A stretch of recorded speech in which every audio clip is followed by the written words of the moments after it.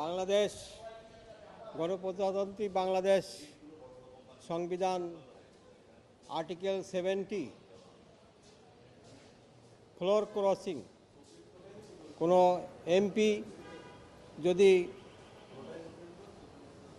Ruling পার্টির সিদ্ধান্তের বিরুদ্ধে ভোট দেয় তাহলে তার সদস্য পদ থাকবে না। এটি একটি গণতান্ত্রিক যে স্পিরিট সেটা থাকে না। গণতন্ত্র of the people, by the people, for the people. সুতরাং এই আর্টিকেল 70 এখানে আল্ট্রাভায়ার্স অব দি কনস্টিটিউশন। এ বিষয়ে আমি ইতিপূর্বে একটি রিড করেছিলাম, সেখানে ডিসেন্ডিং রুল দিয়েছিল মিস্টার জাস্টিস মইনুল ইসলাম চৌধুরী। তিনি 16th অ্যামেন্ডমেন্ট অ্যাক্ট যে রায় হয়েছে সেই রায়ের আলোকে রুল দিয়েছেন, কিন্তু সেকেন্ড জাজ তিনি ডিফার করেছেন, তিনি রুল দেননি। পরবর্তীতে বিষয়টি থার্ড বেঞ্চে যায় এবং থার্ড বেঞ্চে তিনিও রুল দেন না দিয়ে সেই রিটটি মোশন সামারিলি রিজেক্টেড করে। পরবর্তীতে আমি এ বিষয়ে সুপ্রিম কোর্টে কোনো আপিল করি নাই, কিন্তু হাইকোর্ট রুলস অনুযায়ী যদি সামারিলি রিজেক্টেড হয় তাহলে নতুন গ্রাউন্ড নিয়ে পুনরায় রিট করা যায়।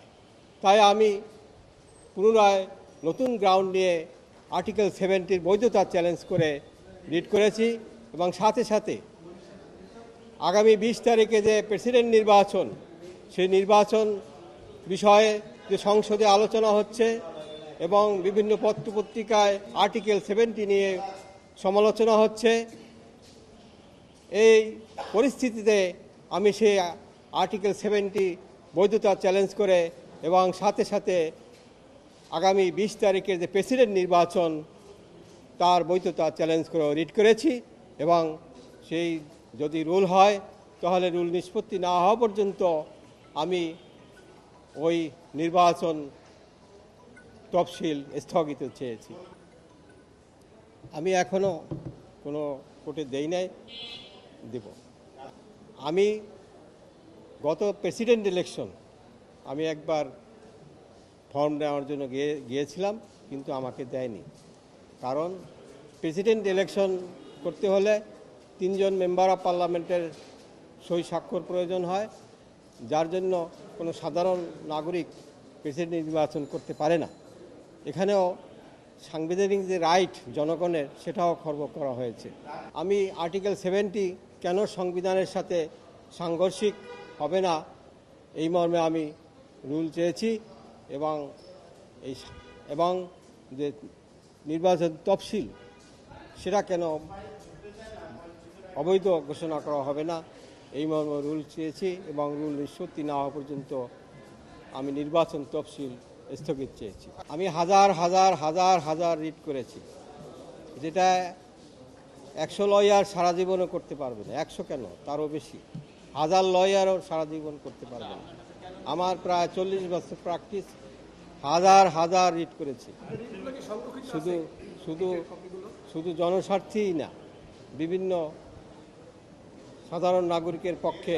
এখানে সংবিধানের যে আর্টিকেল 70 এবং আর্টিকেল 65 যে গণতান্ত্রিক Bangladesh preamble of the constitution, যে গণতান্ত্রিক যে ধারা স্পিরিট, সেটা আর্টিকেল 70 খর্ব করে।